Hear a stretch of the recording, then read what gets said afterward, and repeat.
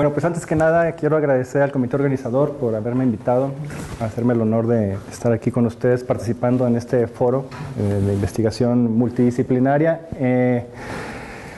Estoy gratamente sorprendido con lo que es este foro. No me había tocado en ninguna ocasión poder estar con ustedes y bueno, creo que es un foro muy enriquecedor. El día de hoy vamos a cambiar completamente de tema, vamos a hacer un cambio diametral en cuestiones del tema que vamos a explorar. Vamos a tomar asuntos de neurobiología. Voy a tratar de explicarlo de manera lo más didáctica posible, en la medida de mis limitaciones, con la finalidad de que esto me permee a la mayor parte de ustedes. Bueno, primero que nada, para poder entender qué es esto, la charla que les decía, que es recableando el tejido cerebral, tenemos que entender un poco de cómo funciona el sistema nervioso. Perfecto. Y bueno, retomando un poco las clases básicas que todos hemos tenido, de qué es una neurona.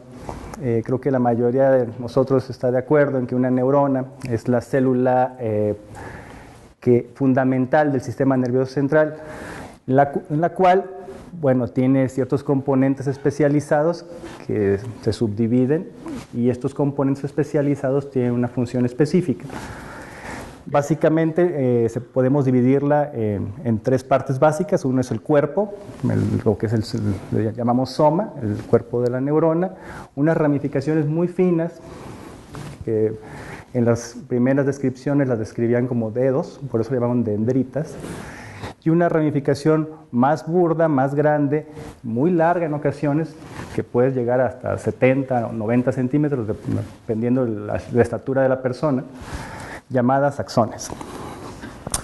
Y bueno, el punto es que es gracias a estas células, al menos es lo que se considera, que somos capaces nosotros de ejercer todas las funciones conocidas, ¿no? Somos capaces de pensar, de sentir, de percibir, de reaccionar ante algo, todo gracias a la función exclusiva de estas neuronas, de estas células.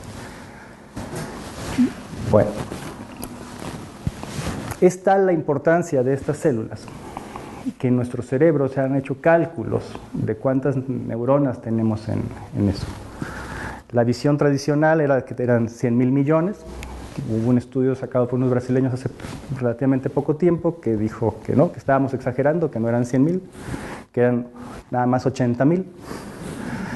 Pero de cualquier manera es un gran número de neuronas, es enorme el número de neuronas. Y si consideramos que estas neuronas tienen estas terminales llamadas sinapsis, estas conexiones con las cuales se comunican llamadas sinapsis, y que son muchísimas, y que cada una de estas, para que se den una idea, esta es una imagen de una neurona, y cada puntito verde que vean, que sale más brillante, ese puntillo brillante, casi blanquecino en ocasiones, es una conexión sináptica de esa neurona. Entonces, algunos han calculado que cada neurona puede tener entre 1,000 hasta 10,000 sinapsis. Y dado que muchos de ustedes son matemáticos y les gusta hacer esa multiplicación, pues estarán tentados a determinar cuántas conexiones sinápticas tenemos en el cerebro. Y están en el orden de los 1,000 millones de conexiones sinápticas.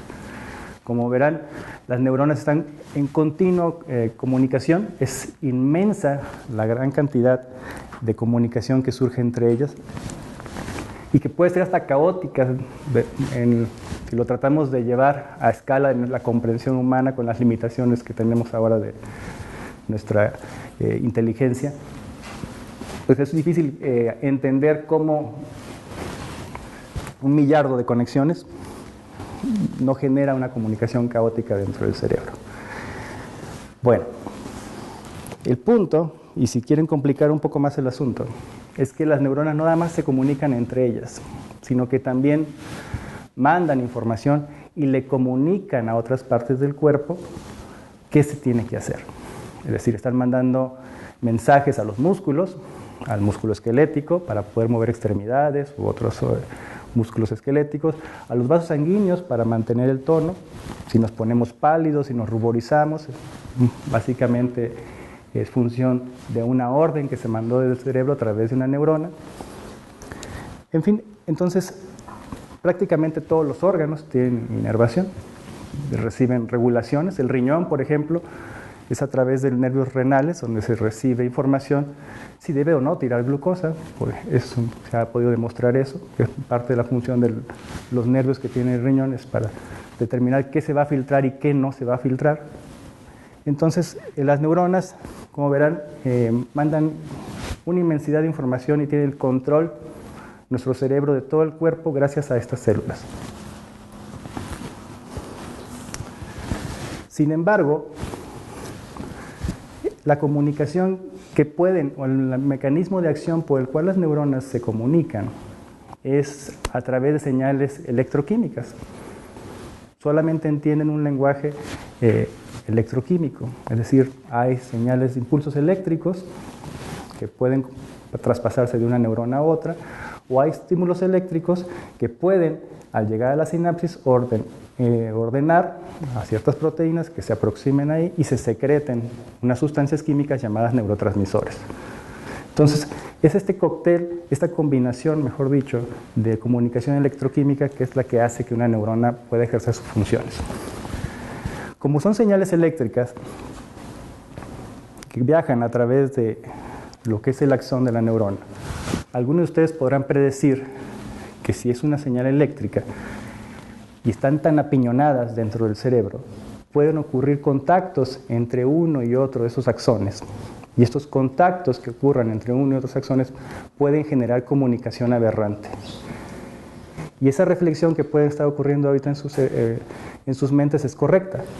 De hecho, la naturaleza nos proveyó de una estirpe celular llamada oligodendrocito que se encarga de producir una sustancia llamada mielina, que tiene de manera fundamental como uno de sus componentes más importantes los lípidos, como una manera de aislante, y estos lípidos sirven como una forma de aislante eléctrico de cada uno de estos axones. Este aislante natural llamado mielina pues garantiza en cierta forma que los axones manden la comunicación y que sea una línea directa de comunicación entre el cerebro y, digamos, los músculos que van a controlar mi dedo meñique de la mano izquierda. Y no se comunique y los otros axones no se enteren que esa información llegó exclusivamente a este dedo, para que yo no pueda mover o el pulgar o la mano derecha, porque si hubiera ese contacto entre esas comunicaciones, habría comunicación cruzada y sería caótico. Entonces, este revestimiento de mielina, eso es un dibujo esquemático de un axón que está envuelto en unas vainas llamadas mielina, ese recubrimiento que es aislante, que es básicamente lo que los humanos copiamos y con lo que creamos los cables. Ese es el mismo principio de aislamiento que tienen estas células. Como les decía anteriormente, los oligodendrocitos son esta célula que está pintada aquí en azul, la que ven en amarillo es una neurona. Son las células responsables de producir esta sustancia llamada mielina. De hecho, son células que además de producirla, literalmente sacrifican su cuerpo para envolver los axones y protegerlos. Entonces, esto que ven en azul es un oligodendrocito, que es una célula plana, que manda un brazo, una prolongación, y es su mismo cuerpo celular el que se enrolla alrededor de esa neurona para abrazarla y evitar que haya comunicación aberrante. Y además le da sostén, como verán, puede abarcar varios, para evitar, como un segundo mecanismo de seguridad, que no se lleguen a tocar. Bien, entonces estos oligodendrocitos son lo que tenemos ahora en la actualidad de conocimiento de ellos, es que se encargan de aislar eléctricamente a estas células. Esto es una foto de un oligodendrocito verdadero, se ha teñido con proteína verde fluorescente, para que se dé una idea del dibujo esquemático que ya vieron, de la complejidad del asunto. Este es el que ven aquí, es el soma, estos son los brazos muy finos, y esto, que estaba dibujado así de manera muy bonita, en enrollamientos, es cada uno de los enrollamientos que hace un oligodendrocito en sustancia blanca. Entonces son células, son cruciales literalmente para la comunicación celular. ¿Qué sucede cuando un oligodendrocito muere o se daña? Bueno, los oligodendrocitos o las células de Schwann, que son el sistema nervioso periférico. O sea, hay una subdivisión ahí de celular, que no viene al caso mencionar. Acá a nivel periférico, en los brazos, hay envolturas también de que estos que llamamos nervios, que son axones en realidad, con células llamadas células de Schwann. En el sistema nervioso, dentro de nuestro cráneo, ahí se les llama oligodendrocitos y tienen otra morfología y otras peculiaridades. Pero básicamente el principio es el mismo. Cuando se mueren estos oligodendrocitos, pues empiezan a desnudar el axón, se mueren, los sueltan y se empieza a degenerar esa mielina y empieza a ocurrirse el recambio. Eso sucede de manera normal, está ocurriendo todos los días en nuestro cerebro, todo el tiempo. Y todo el tiempo en nuestro cerebro, en lo que denominamos sustancia blanca, no sé si han escuchado el término sustancia gris y sustancia blanca, en forma muy práctica sería sustancia gris, donde está el cuerpecito de la neurona, el soma que les mencionaba. Sustancia blanca es por donde pasa todo el cableado. Si lo pudieran ver al microscopio de esa sustancia blanca, literalmente se ven miles de axones que están haciendo eso. Y el color blanco, que se describió hace siglos, es producto del color de la mielina que le da al cerebro. Entonces, en esa sustancia blanca, dentro, ahí, en ese montón de cables, están unos pequeños precursores anidados, que le llamamos precursores o células precursoras de oligodendrocitos, las cuales su función principal es servir de reservorio para el cerebro, de tal manera que cuando todos los días que estemos perdiendo oligodendrocitos, nuestro reservorio natural de OPCs, que son células de progenitores oligodendrocitarios, estén reponiendo o renovando, si queremos decirlo así, al oligodendrocito que acaba de morir. Esa es la función de manera natural que tienen. Entonces, en este esquema, así un poco feo, pero es muy didáctico, creo yo, explica más o menos este proceso que les acabo de mencionar. Aquí van a ver en amarillo un oligodendrocito, aquí en color púrpura unas células que son las células de microglía, que son como los que barren, los barrenderos de nuestro sistema nervioso central. Cuando hay una destrucción de una célula, ellas llegan, se lo comen, limpian todo y dejan prácticamente todo intacto.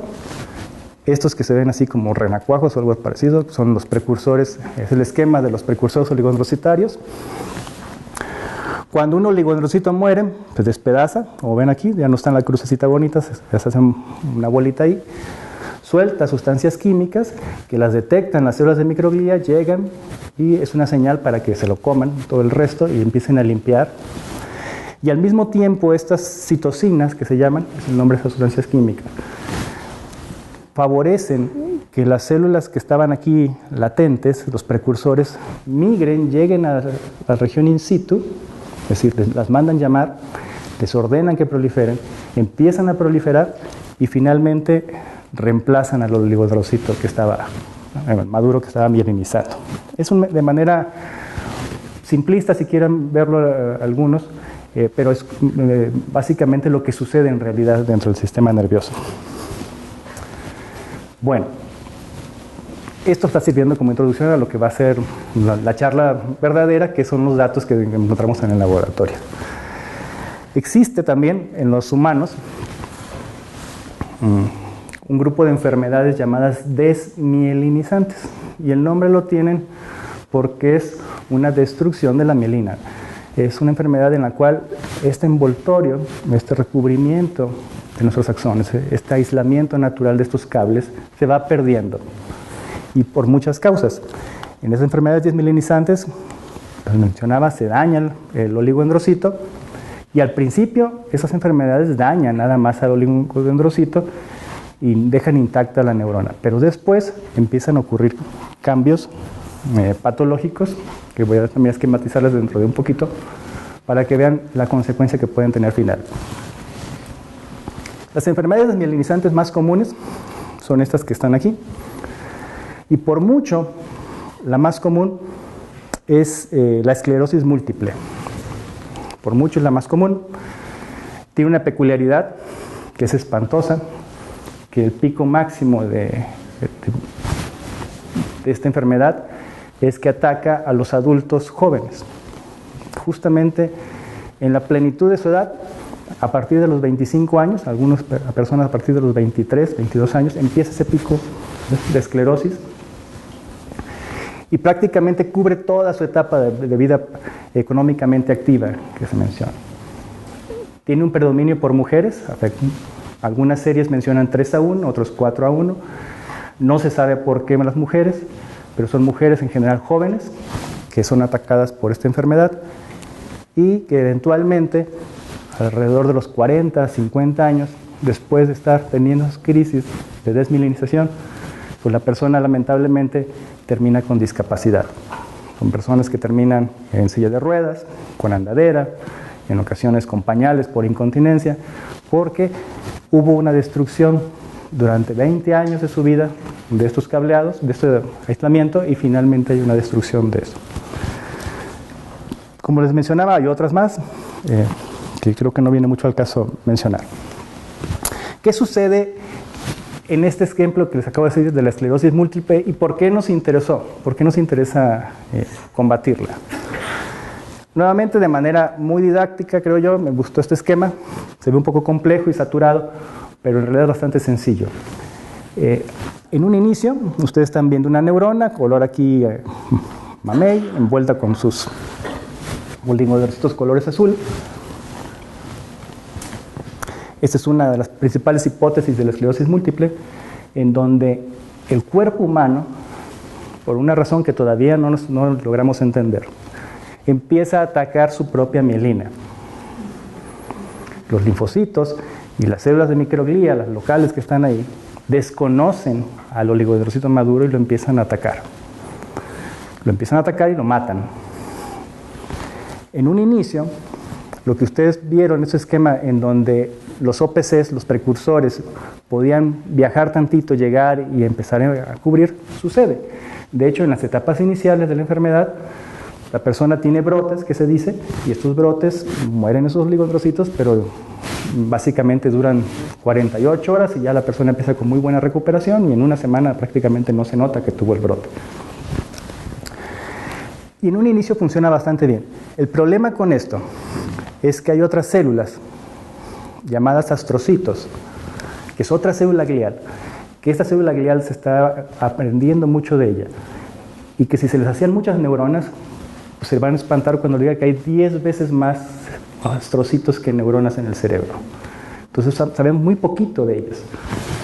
Una de las funciones que más se ha estudiado y que sabemos que tienen es formar algo llamado cicatriz glial, que no es una cicatriz en sí. No, si son, o sea, aquí hay un histopatólogo, un médico, le va a chocar el término cicatriz porque no se parece histológicamente a la cicatriz de la piel que conocemos todos o de otro órgano. Es diferente, pero el principio es el mismo. Hay un daño en el cerebro, los astrocitos llegan, empiezan a empaquetar toda esa zona. Si hay ahí, digamos, un cisticerco, lo rodean, como tratando de evitar que siga invadiendo, que se salga. Si hay un tumor también, tratan de rodearlo como para tratar de a medida de sus limitaciones, que nunca lo logran, de hecho, evitar que invada. Y bueno, lo que hacen cuando hay destrucción de oligodendrocitos, reaccionan, cicatrizan esa parte y evitan que los oligodendrocitos, al poner un muro como el que quiere poner Trump de glía, evitan que los OPCs lleguen y vuelvan a regenerar ese axón.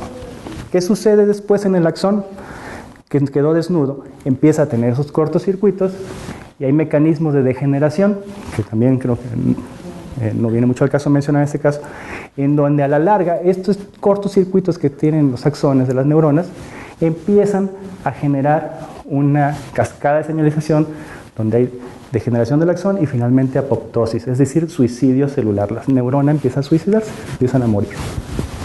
Entonces ya cuando ocurre esta muerte celular, pues evidentemente la función a la que estaban encargadas se pierde, y si esto lo prolongamos y lo multiplicamos por miles o millones de neuronas, pues la persona termina con lo que les mencionaba, con discapacidad.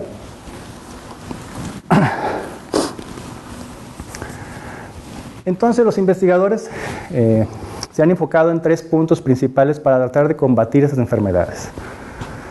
Uno, la primera estrategia es detener el ataque inmune. Los inmunólogos les encanta esta parte. Ellos pretenden encontrar el mecanismo por el cual el cuerpo deje de desconocer, que sería el origen fundamental de la enfermedad, a la mielina, la deje de atacar, la deje de fastidiar y que los OPCs hagan su trabajo y que los astrocitos no se enteren que ocurrió daño y no lleguen a estorbar. ¿Sí? Y la otra estrategia es proteger a los oligodendrocitos. Hay investigadores que han indagado cuál es el mecanismo por el cual se mueren. Una de las teorías es radicales libres de oxígeno, practican antioxidantes. Hasta donde yo sé, nadie ha probado el yodo molecular.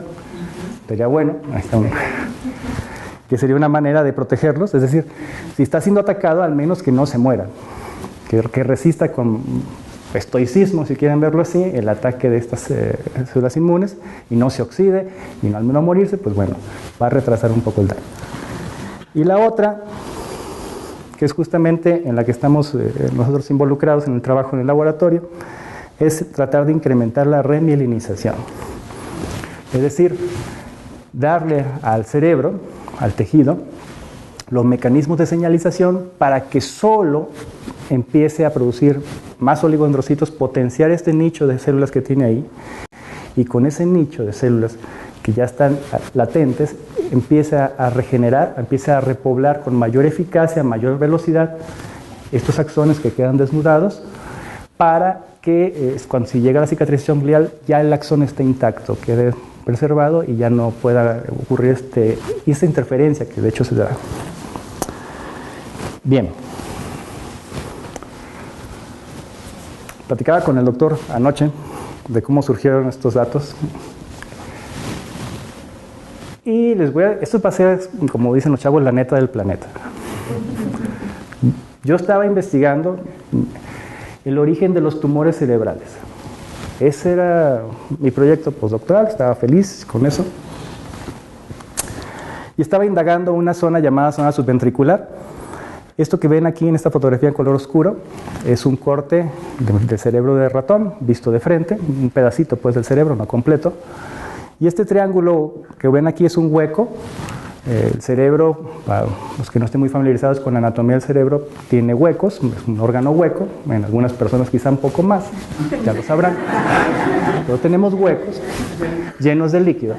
Y esos 2 huecos que existen de cada lado se llaman ventrículos, son ventrículos laterales. Bien, hace ya, va para 30 años, se empezó a indagar que en los ventrículos de los cerebros de aves existían un nicho de células, un grupo de células que producían neuronas toda la vida. Indagaron en canarios, ese fue Fernando Notenboom con Arturo Álvarez Bulla, uno de mis mentores, y encontraron precisamente que estos canarios cambiaban su patrón de canto.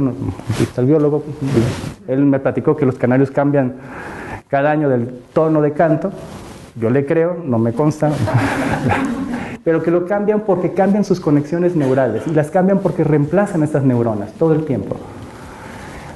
En los años 90, también Arturo en su laboratorio demostró que los mamíferos teníamos el mismo mecanismo, que reponemos neuronas toda la vida, pero no reponemos todas, ni en todos lados como la gente cree. Son neuronas que van hacia el bulbo olfatorio y otro grupo de neuronas que están en hipocampo. Bueno, estas neuronas que están aquí en este nicho, donde nacen esas células y están produciendo neuronas toda la vida, también existen en el humano. Aquí es un poco más controvertido la evidencia de si se están produciendo toda la vida o no, y a dónde van las neuronas del humano, porque si en algo somos malos los humanos, y creo que es el precio que pagamos, que nos cobró la naturaleza por la bipedestación, es en el olfato. Nuestro olfato es de lo más malo que tenemos, no la vista, es el olfato. O sea, un perro puede detectar ahí una bolsa de tachas en un contenedor de barco y uno, aunque nos la pongan enfrente, no podemos captar nada, ¿no? A menos que el café esté bien cargado, ya lo captamos el olor. Entonces, el olfato es muy malo. Entonces, hay poca evidencia de que las neuronas lleguen al bulbo olfatorio humano. Hay unas cosas medias, algo controvertido. Bien, Pues bueno, con Arturo teníamos una hipótesis. La hipótesis era la siguiente. Si aquí están, nace y nace células toda la vida, y retomando un poco lo del cáncer y las charlas que hemos escuchado, existiera la posibilidad de que si esta zona recibe agentes que pueden generar mutaciones, radiaciones ionizantes, gamma o algunas sustancias alquilantes que empiezan a generar alteraciones en el genoma, teníamos la esperanza de que en esta zona, que está todo el tiempo proliferando, adquiriera esas mutaciones y por ahí una de las denominadas células madre neurales se convirtiera en células madre tumoral. Bueno, entonces Arturo me dejó jugar con muchas sustancias químicas dentro del cerebro. Y en una de esas que jugué fue con esta, con el factor de crecimiento derivado de epidermis. Es una sustancia química que nos sirve en la cicatrización y en otras funciones, y que en los tumores, en el cáncer de pulmón, que ya han escuchado todos que es el más común, hay un receptor para esta sustancia que está todo el tiempo activo, aun cuando la sustancia no esté presente. Está activado todo el tiempo. Y se cree que eso es determinante de la malignidad del tumor. Y de muchos tumores, de hecho, se utiliza ya como marcador. Tumor que tiene el receptor de esta sustancia es un tumor con mayor agresividad. Bueno, cuando yo le di a los ratones esta sustancia directamente a través de una bomba osmótica colocada sobre su cráneo y la cánula llegando aquí, no al parénquima, sino al hueco, donde está lleno de líquido, estaba introduciendo esa sustancia. Encontré esto que ven ustedes aquí. Básicamente, comparen esta foto contra esta. Aquí ven en azul, dice ahí marcado con DAPI, que son núcleos que están floreciendo, de cómo es la celularidad del cerebro de manera normal, cuando reciben la solución vehículo. Sin embargo, cuando ponía esto, se ve un montón de células, miles de células en color magenta, y ese color magenta era un marcador para mí de que es un factor de transcripción llamado OLIC2. Y que literalmente estaban invadiendo, estaban penetrando al parénquima cerebral, estaban envolviendo vasos sanguíneos, vean aquí está marcado uno, hacían cadenas, estaban invadiendo vasos sanguíneos, tractos axónicos, el parénquima lo estaban digiriendo porque hicimos marcadores de algunas proteasas. Entonces yo dije, bueno, esta es la sustancia que genera un tumor. Uno de los experimentos que hay que estar seguros para poder comprobar que esto es un tumor es, ok, estas células se alborotan, si quieren decirlo así, por la sustancia. Y de hecho, otra cosa interesante es que esta zona, el nicho, dejó de producir neuronas. Se dedicó a hacer glía. Que la glía es la base fundamental de los que se crean los tumores, los glioblastomas. Entonces, yo estaba feliz porque dije, con esta sustancia le ordeno a la zona subventricular que deje de producir neuronas y empieza a generar glía y de manera descomunal.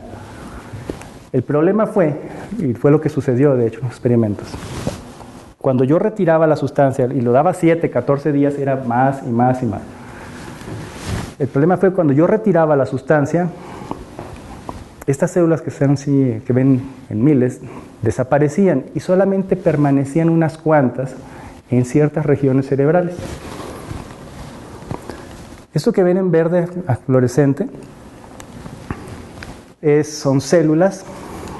De hecho, marqué las células con un retrovirus para que el virus, en lugar de producir una infección, ordenara a las células madre a producir proteína verde fluorescente, de tal manera que me servía como trazador. Entonces yo podía marcar esas células, después les ponía la sustancia, les quitaba la sustancia, y como ya eran fluorescentes, decía, bueno, ok, ya que están floreciendo, yo puedo saber dónde quedaron. Es tan sencillo como cortar el cerebro todo y revisar, como si fueran las hojas de un libro, dónde demonios estaban mis células. Y yo dije, ¿dónde está mi tumor? Y no encontré tumor nunca. Lo que encontré fue esto. Ese es el tejido control, es un tejido experimental. Esto que está aquí esquematizado es el ventrículo, no sé, porque no se alcanza a ver muy bien. Aquí estaría en la parte de acá el nicho de células madre, y arriba hay región cerebral llamada cuerpo calloso. El cuerpo calloso es sustancia blanca, son millones de axones que están atravesando nuestro hemisferio izquierdo hacia el derecho y viceversa, y algunos están cruzando esta información, esos axones, para bajar a través de la columna y mandar información a todo el cuerpo. Entonces son un conglomerado de axones que están ahí. Por alguna razón, a mis células les gustaba mucho esta zona y tenían morfologías que consideramos maduras. Ya no era la morfología migradora, donde estaban invadiendo el vaso sanguíneo, donde estaban invadiendo el parénquima, sino que tenían ramificaciones, no sé si se alcance a ver esas ramificaciones muy finitas que tienen, estaban incorporadas, estaban a lo largo del cuerpo calloso como si estuviesen mielinizando, de hecho imitando mucho a lo que son los oligodendrocitos. Se agrupaban en nidos o nichos, como le llamamos nosotros, en cadenitas, muy similar a lo que se ha descrito desde hace más de 100 años de cómo están los progenitores oligodendrogliales en el cuerpo calloso. Y expresaban marcadores de oligodendrocitos. Cuando yo le mostré esto a mi jefe, a Arturo, me dijo, pues sí, están en el cuerpo calloso, se ven como tú quieres que se vean, se anidan como tú quieres que se aniden, expresan lo que tú quieres que expresen, pero no te consta que son oligodendrocitos. Bueno, entonces hicimos serie de pruebas que van desde microscopía electrónica para demostrar que estaban envolviendo, esa imagen que aquí no la traigo en este momento, pero demostrar que estaban envolviendo los axones. E hicimos un experimento de ver si estas células, que eran oligodendrocitos producidos de manera exagerada a través de la zona subventricular, producían o no, o servían para regenerar una adhesión desmielinizante, porque eso sería el estándar de oro. Si yo sé que tengo un oligodendrocito y quiero saber si realmente funciona como oligodendrocito y no sé nada más una casualidad que me encontré, lo contrasto lesionando el cerebro, desmielinizándolo, y veo si mis oligodendrocitos generados con EGF llegan a esa zona y la vuelven a poblar. Y eso hicimos. Generamos lesiones en el cerebro. Evidentemente la zona subventricular producía oligodendrocitos, eso también ya fue demostrado con anterioridad con Arturo. Repoblaban, pero la cantidad que se observaban cuando yo daba la sustancia, el EGF, era muchísimo mayor, era por el orden de magnitud 2 o 3 veces. Estos oligodendrocitos tenían un proceso de maduración. En un inicio estaban inmaduros, e iban madurando poco a poco, en el transcurso de un mes más o menos, lo que les toma, 21 días, para ser precisos, y empezaban ya a repoblar. Entonces, veía también que el tamaño de la lesión, eso son la proteína degradada, lo que ven en rojo fluorescente. Hicimos un análisis volumétrico de la lesión en la mielina y veíamos que la lesión, el remanente de lesión que quedaba cuando matamos a los animalitos para analizar el cerebro, era mucho más pequeño comparado contra los controles, y que esto era progresivo. Entonces nos dio la idea de que efectivamente el factor de crecimiento podía ser útil para cambiar el destino celular y no producía tumores. Yo estaba necio con eso, maté a animales hasta casi al año, 9 meses después, ya cuando son viejos, y ningún maldito tuvo tumor. Entonces yo dije, bueno, vamos a dedicarnos a otra cosa, a la remielinización. Y bueno, ya seguimos en esta línea, ¿no? Hicimos experimentos in vitro para ver si este efecto era dosis dependiente, para ver si seguían gradiente. Estas células les encanta el EGF, lo siguen, lo buscan. Si yo le pongo en un cultivo en matrigel o en colágeno, puedo poner el grupo de células aquí sacadas, un explantes de la zona subventricular, y acá un conglomerado de EGF, una perlita con EGF, y van y la buscan, y van y proliferan. Y entonces les fascina y lo utilizan bastante para sus funciones celulares. Eso fue ya en estudios in vitro. Sin embargo, el problema que veíamos siempre era es que no podíamos controlar la cantidad de células. Era tan eficaz el factor de crecimiento epidérmico para producir oligodendrocitos que no lo pudimos controlar. Generaba un switch, y en ese switch de no producir nada, ¡pum!, se producía miles. Y eso para los humanos nos sirve, porque si de por sí estoy sufriendo yo con una lesión desmielinizante y de repente me activan todos mis progenitores oligodendrocitarios a que se muevan por todo el cerebro y que envuelvan mis vasos sanguíneos y otros axones y todo, pues voy a generar un caos ahí, cierto grado de lesión cerebral, pues que de por sí la persona ya está sufriendo, era el riesgo de que produjera más. Y no nos constaba que en los humanos fuera seguro. Entonces, este es un modelo hipotético de cómo creemos que qué cosas suceden dentro del cerebro. Tenemos al progenitor primario, la célula madre, un secundario, que tiene sus receptores ambos para esta sustancia, porque lo utilizan de manera natural.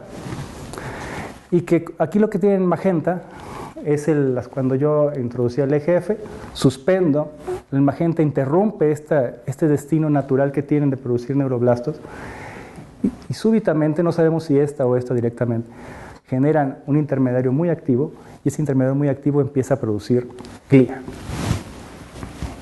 Totalmente diferente, cambia completamente su función.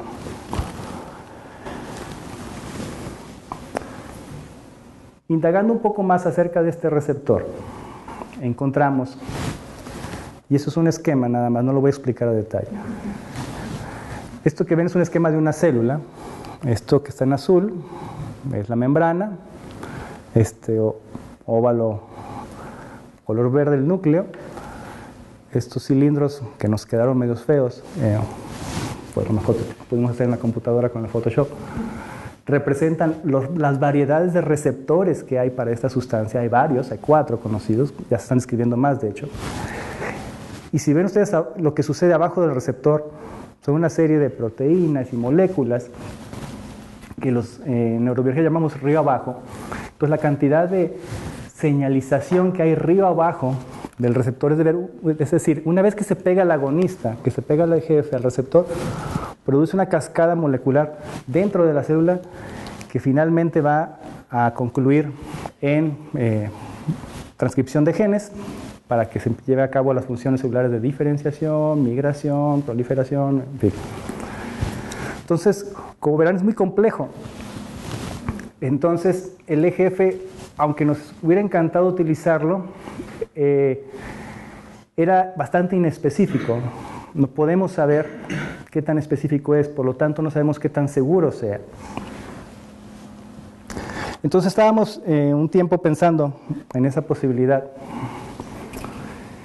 y en uno de los textos que nos encontramos, yo estaba viendo con mecanismos de crecimiento celular y otras cosas, me llegó a las manos unos artículos, unos clásicos de las descripciones del uso de un antiepiléptico, la fenitoína. La fenitoína es un antiepiléptico que tiene utilizándose 60 años, tal vez 70 quizá, mucho, es muy conocido, ya un poco más en desuso, no tanto porque sea malo, sino porque ya no, comercialmente no es muy viable, ya lo vende CIMI, entonces no, las empresas no crean que les interesa mucho. Pero el punto es que las personas epilépticas cuando toman esta sustancia se han reportado crecimientos anormales. Uno, el más común, el más molesto, es el de encías. Un 25% aproximadamente de las personas, una cuarta parte, a veces algún tercio, dependiendo de la serie que se estudie, tienen crecimiento de encías. Entonces empiezan a engordar las encías. Es molesto para las personas porque al cepillarse sangran, entonces duelen, todo eso. Pero investigando el mecanismo por el cual crecían estas encías, observamos que estas células de la mucosa expresaban expresaban receptores de tirosincina, los primos del factor de crecimiento epidermal. El que expresaban es el factor de crecimiento de fibroblastos, que es un receptor que también existe en la zona que les acabo de mencionar, la zona subventricular, y que existe también en el cerebro, y que tiene funciones de proliferación y de control de proliferación. Ya es conocido eso. Entonces, con un estudiante de doctorado, ella quería hacer el doctorado con nosotros en la Universidad de Guadalajara, entonces le platiqué esta posibilidad y ella se encargó de hacerla crecer y llevarla, y finalmente ya sacó muchos productos. Se entusiasmó con la idea. Empezó primero con una curva natural dosis-respuesta. Vamos a darles fenitoína a los ratones, porque la lógica es, si la fenitoína produce crecimiento aquí y el receptor también está dentro del cerebro, vamos a ver si produce crecimientos dentro del cerebro que nadie ha descrito. Entonces tomó ratones, usó muchas dosis de fenitoína diferentes, hizo una curva, analizó la misma zona que les acabo de mencionar, y lo que ven en puntos cafés es un marcador de proliferación celular que es BRDU. Entre más puntos cafés, son más células que se generaron por efecto de la fenitoína. Entre menos café vean, menos células hay. Entonces verán que en el control sí existen, como normalmente esperaríamos, no esperamos que no existan en la zona subventricular, pero entre más fenitoína vemos más café a todo lo largo de la pared. Proliferan más. Alma también investigó si estas células no nada más permanecían ahí.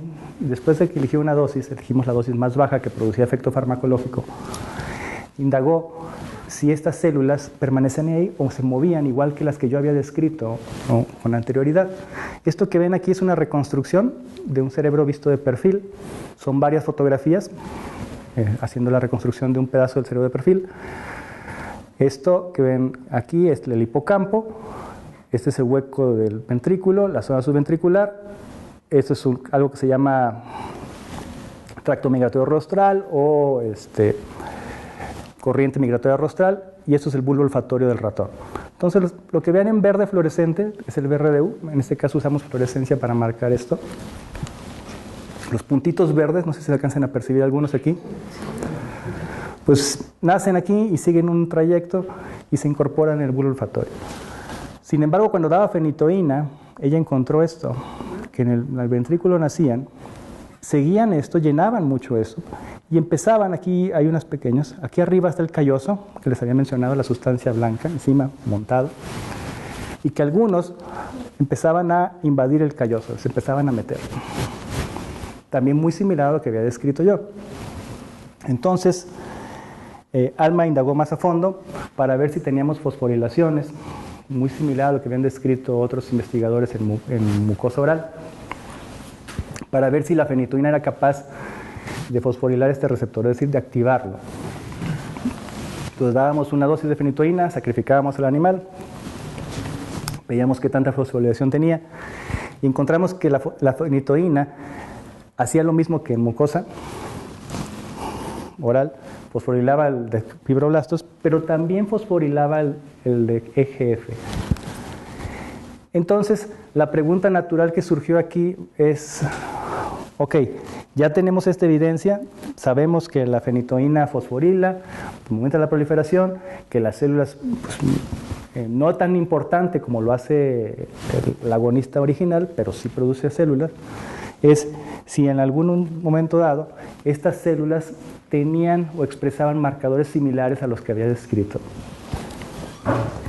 Lo que ven en puntos rojos es el OLIC2, la misma marca que les mostré en un inicio, de cómo invadía todo el parénquima. Y están aquí arriba la foto de los controles, aquí en BRDU está en verde, las células que nacieron, lo que ven en rojo es el marcador. Vean cómo nacen más en fenitoína y cómo hay más rojo, más factor de transcripción rojo en esta zona. Entonces, esto fue una de las primeras evidencias que nos dio a pensar que la fenitoína podía, de hecho, servir para producir muchos oligodendrocitos. Con otros ya estudios que se hizo con Alma, encontramos que sí, de hecho teníamos expresión mayor cantidad básica de mielina, más proteína de mielina, parecía más células marcadas con RIP, que son oligodendrocitos maduros, en fin. Y ahora, lo que estamos trabajando, o la pregunta que serán ustedes, bueno, ¿y esta fenitoína puede funcionar igual para remielinizar? Y eso es justamente los datos más recientes que estamos generando en el laboratorio, porque queremos responder esta pregunta. Si la fenitoína es capaz de restaurar la mielina. Para ello utilizamos una sustancia que es tóxica. Es un citotóxico que es un quelante de cobre. llamado cuprizona. Esta sustancia mata a los oligodendrocitos. El mecanismo con certeza no se sabe. Parte del proceso de síntesis que tiene la mielina involucra enzimas que son con cobre, y al quelarlo, al quitarle ese cobre, deja de producir y entonces empieza a morirse.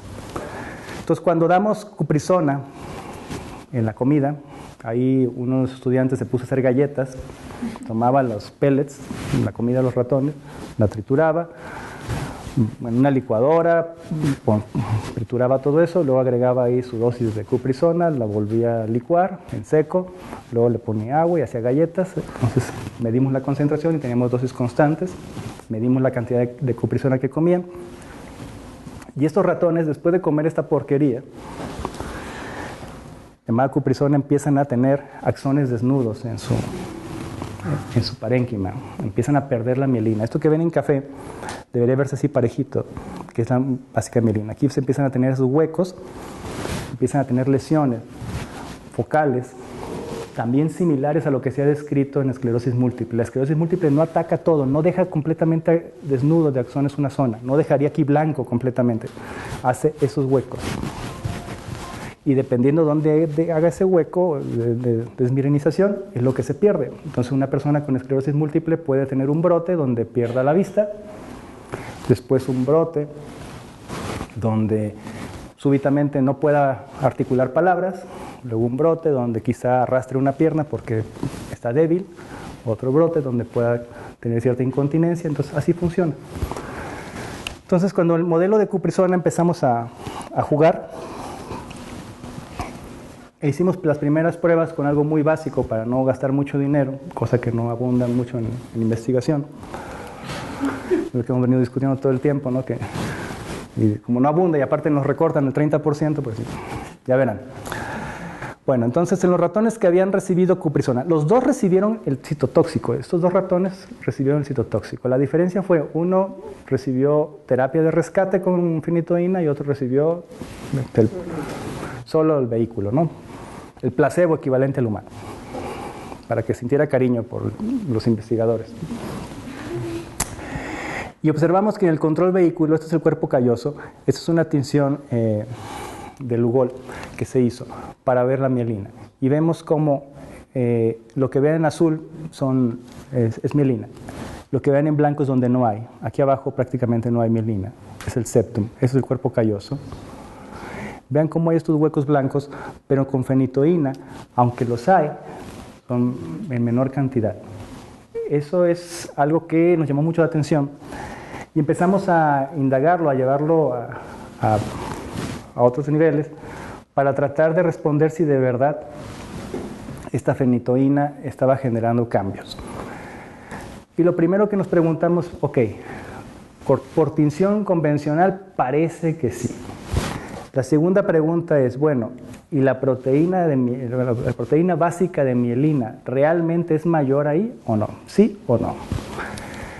Lo que ustedes van a ver aquí es un grupo no tratado y vean esos dos, como la fimbria, esa es una menor magnificación, esa es una mayor magnificación, nuevamente aparecen estos huecos. Y los axones y los oligodendrocitos aparecen ya deshilachados, no tiene esa configuración longitudinal muy bonita, parejita, como un cable bien organizado, sino como que fuera un cable que lo deshilachamos completamente.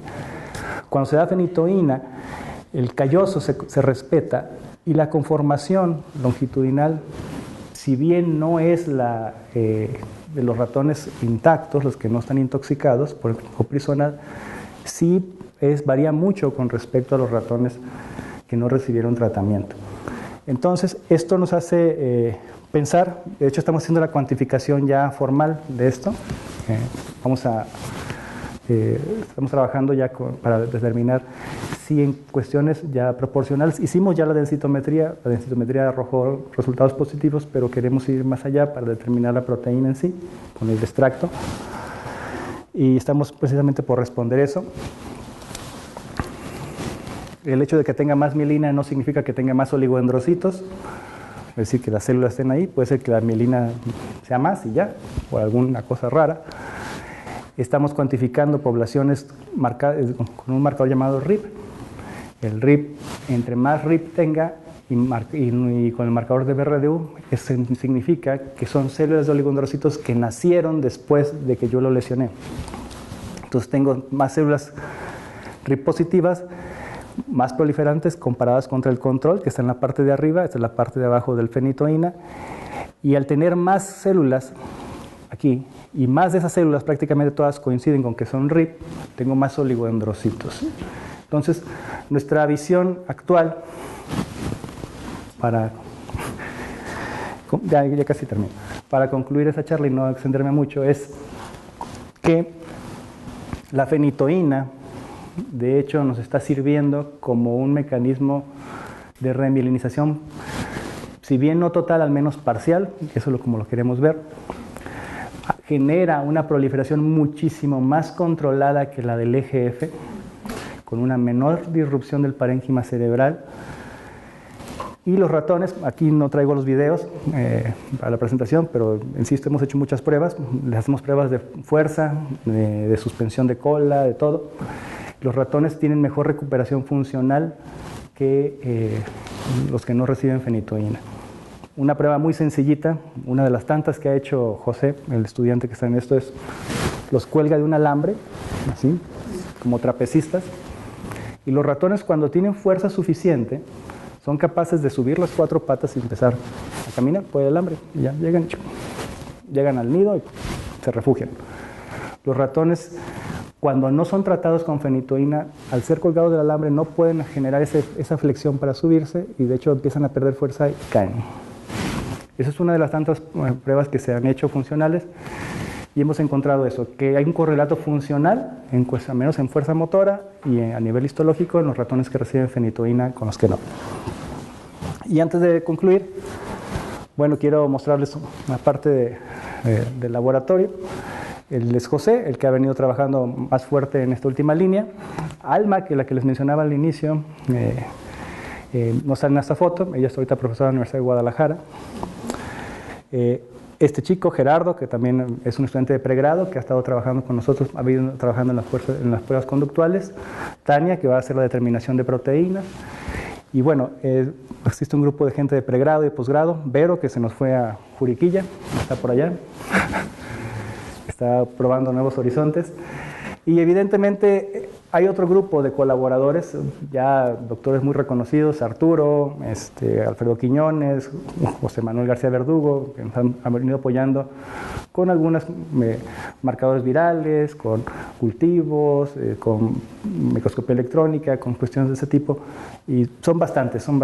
Y bueno, pues gracias a ellos y a los apoyos institucionales, hemos podido más o menos armar esta historia en el transcurso de estos últimos años. Pues muchas gracias.